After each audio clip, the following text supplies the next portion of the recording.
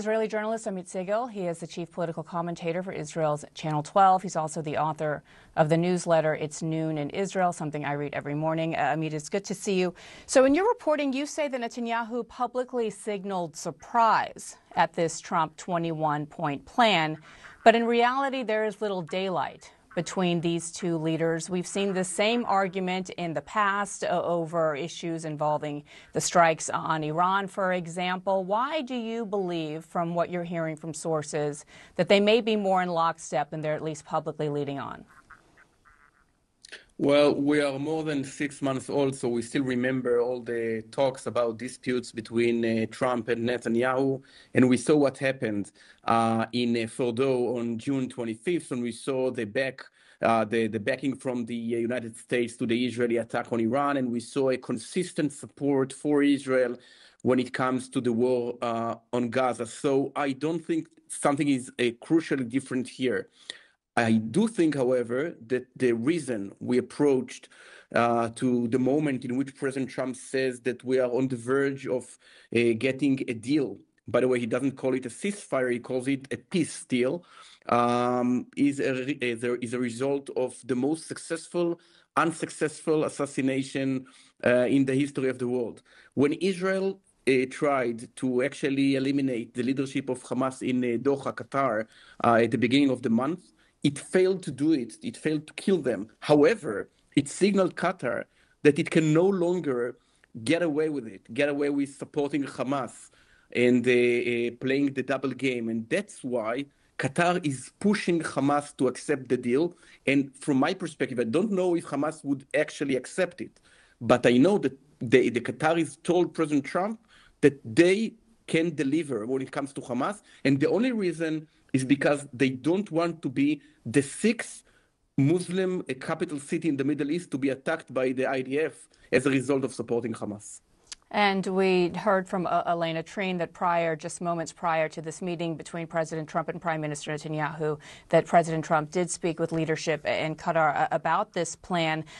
There is also pressure domestically, I don't have to tell you, from this government and some far-right members of Prime Minister Netanyahu's coalition, specifically the finance minister, Bezalel Smotrich, really laying down red lines here, saying that there should be no PA or a Palestinian Authority role in governance, either in Gaza or in the West Bank, that's somewhat laid out in this plan.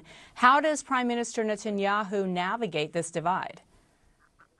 So, first of all, the devil is in the details. Prime Minister Netanyahu himself opposes any involvement of the Palestinian Authority.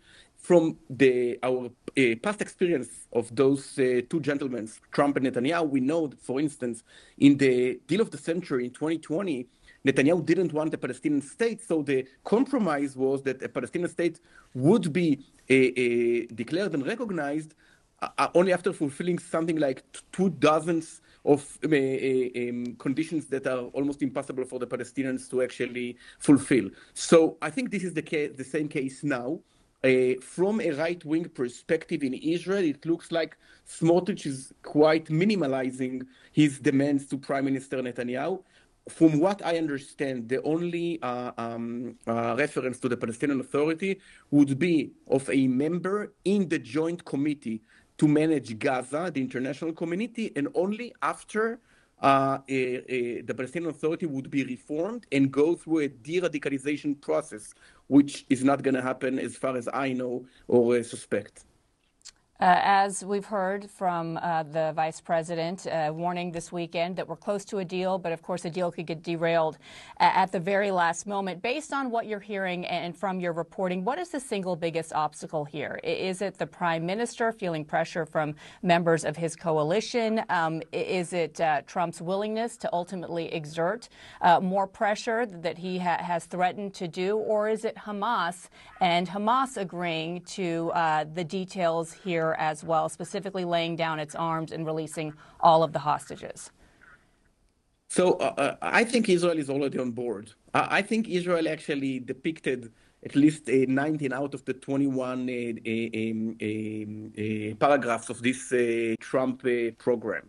So Israel is on board and Netanyahu is on board. The problem is Hamas. And in my opinion, Biana, the main question is what happens if Hamas refuses. If at the end of the day, Hamas does not release the 48 hostages at the first 48 hours of the ceasefire. What's next? And from what I hear, and I cannot guarantee that, but 24 hours ago, the idea was that if Hamas refuses, this international community to run Gaza would begin nonetheless in the 75% created or conquered by Israel over the last 2 years of war. That is to say that this would be the threat to Hamas, the carrot and the stick. The stick would be if you refuse to release all the hostages, we will begin an alternative administration in Gaza over 75% of the Gaza Strip. And if you are Gaza and exhausted from 2 years of war, what would you prefer, to stay in Gaza City, to be bombed by the IDF, or to move to an Emirati-controlled area with free education, food, and humanitarian aid? I think the answer is quite clear for everyone.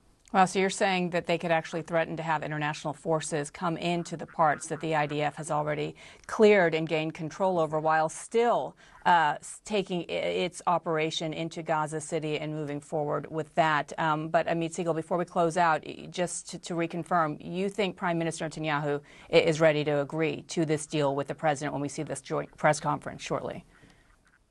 I think he is already on board, yes. All right. Amit Segal, thank you so much.